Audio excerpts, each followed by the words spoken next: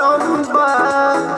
हट ना जी अब हर तू ही एगो साली बाड़ू पकिया हो, तके कर से करब मजकिया हो।